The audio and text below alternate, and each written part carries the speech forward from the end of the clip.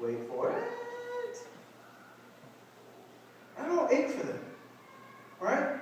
I get irritated because I'm just trying to get my Rickers Pop. Just get out my way. Shouldn't there just be like a fast pass at Rickers if you just don't get a Rickers Pop? I have my money and I have exact change, and I have to wait for the person in front of me who's getting the lottery tickets and the cigarettes.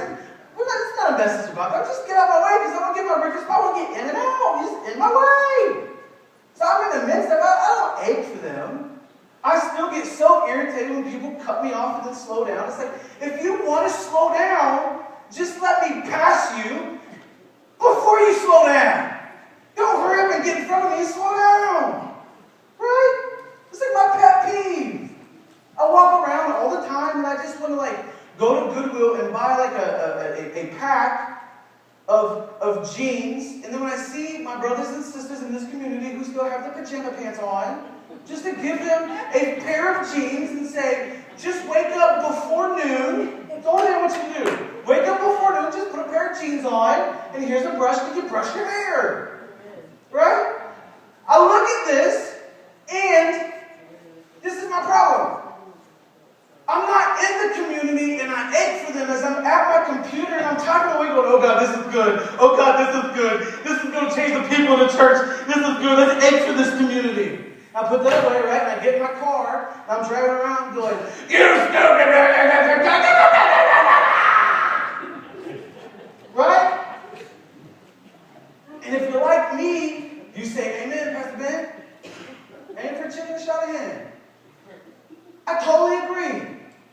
And Jesus says, it's not about being in the midst of at one time and then aching for at another time.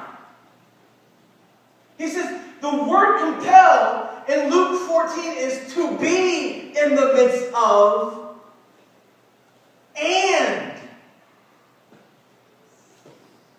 ache for. Whew, that's good.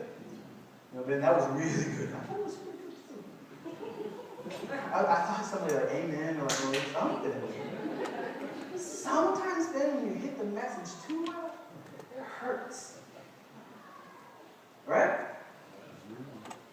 Jesus.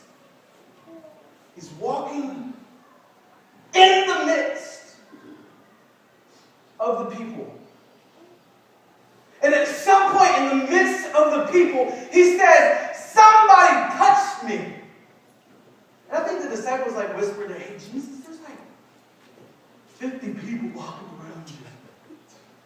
Good observation.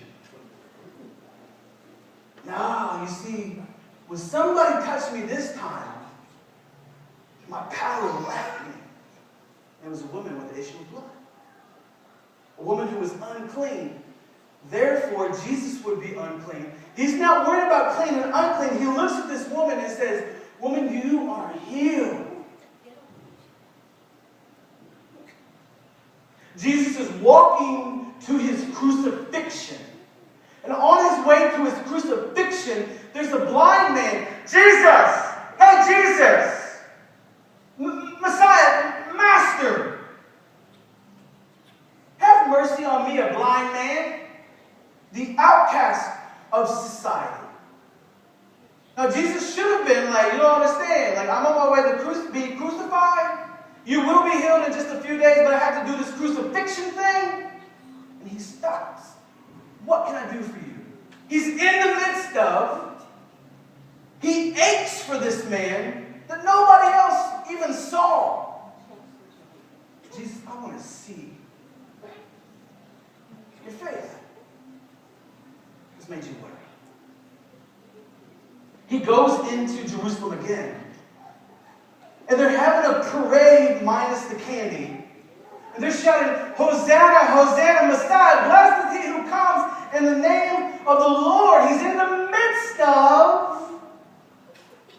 Do you know what Jesus does on that day? He starts crying. Oh, Jerusalem. You guys would only understand. The New Testament is packed of instances where Jesus was compelled to be in the midst of and to ache for. For me, in this idea of soulship, that's the measure of a life transformed. Can you be in the midst of the least and the last and the lost and ache for them and want something better for them? Man comes to Jesus, he's broken. Oh, Jesus. My daughter, she died. Again, I see the little wrinkles in his eyes. He chuckles. Oh, you're confused. She's not dead, she's just merely asleep. And he goes in to there. And oh, by the way, he was a Gentile. Parentheses. Jesus cared for each and every one. And the question I have as we sit at the table,